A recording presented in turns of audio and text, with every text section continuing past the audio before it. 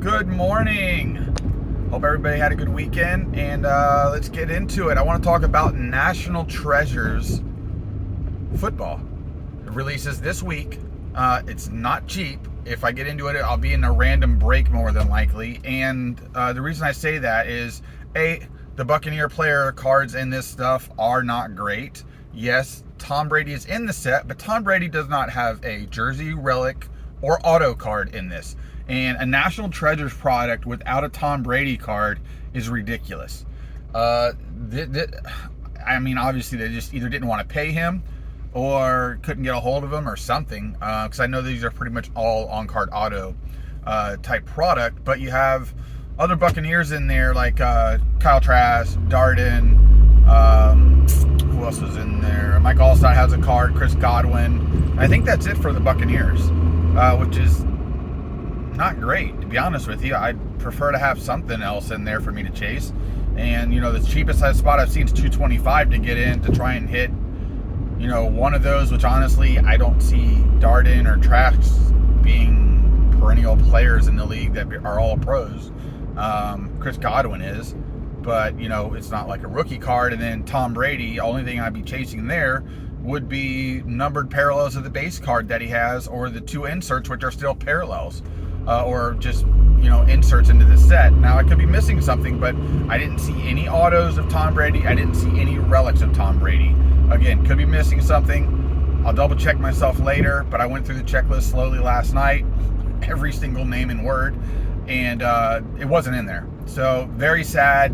National Treasures product with no Tom Brady autograph to even hope to accidentally hit.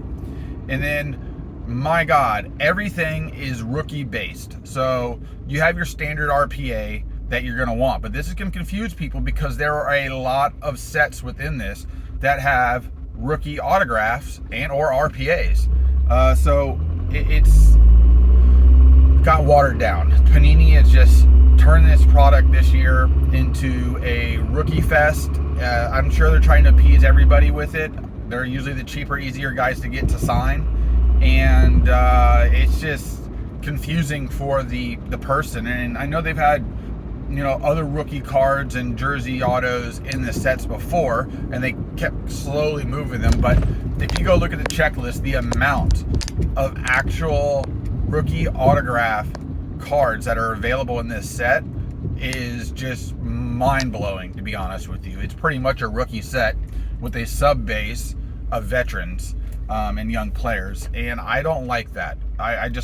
National Treasures is supposed to be this top of the line, rare, crazy looking stuff that looks really nice, really clean, great patches, autographs, great pairings, and they do have some of that in this, but not enough for me to go out of my way to spend my money to chase it. Would I like a few of the rookie autos of like a Lawrence or Trey Lance or Jamar Chase? Of course I would.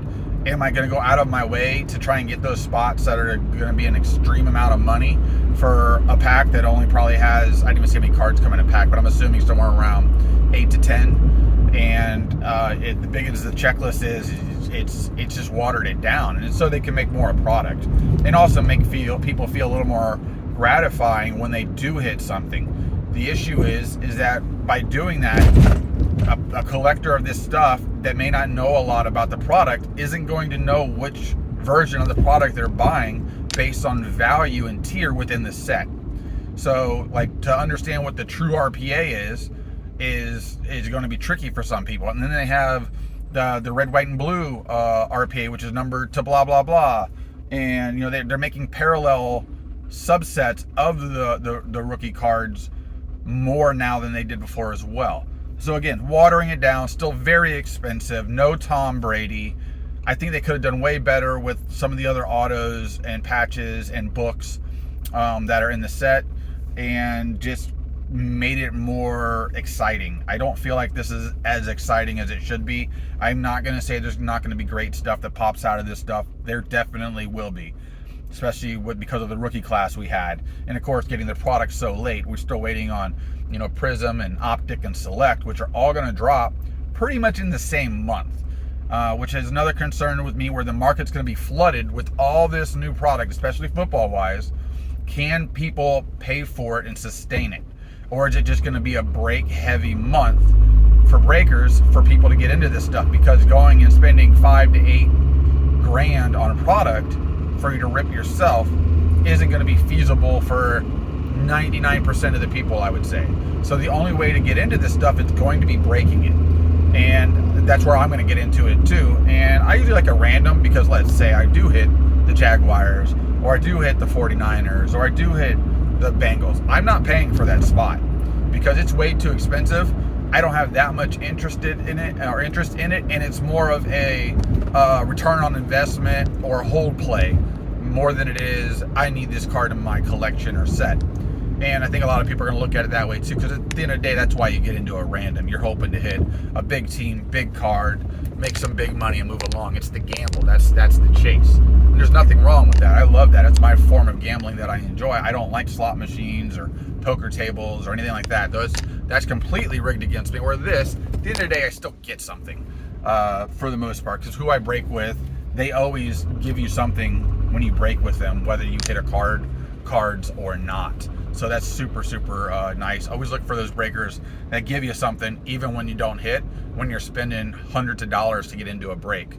Because at that point, they're respecting you and they're understanding value for the hobby itself. But all right, guys, little quick conversation there. Getting ready to run to Walmart, see if this thing has restocked.